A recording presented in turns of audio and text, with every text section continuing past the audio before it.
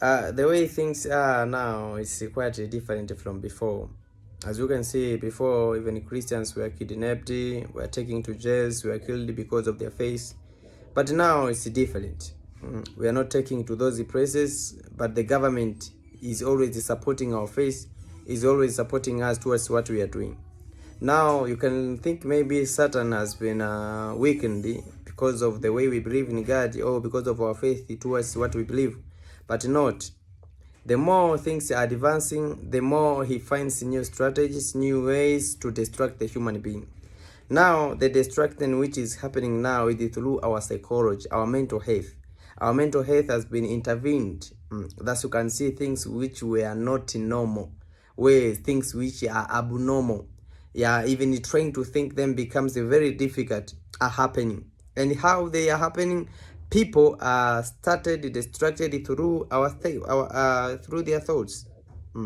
Thus, you can see most of the parents are complaining about the technology, the inventions of televisions. This is smart TV, smart smartphones.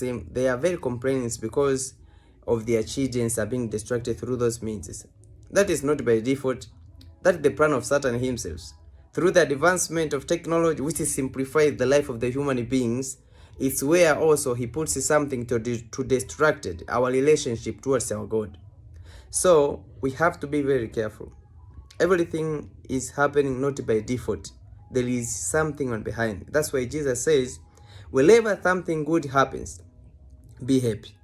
But whoever there is bad thing is happening towards your life, you have to think. You know the way you think?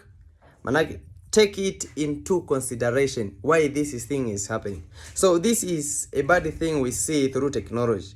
But there are a lot of things which are good through technology. But why this bad? But why this is bad? Why children's behaviors, social life is being distracted? Why? We have to think.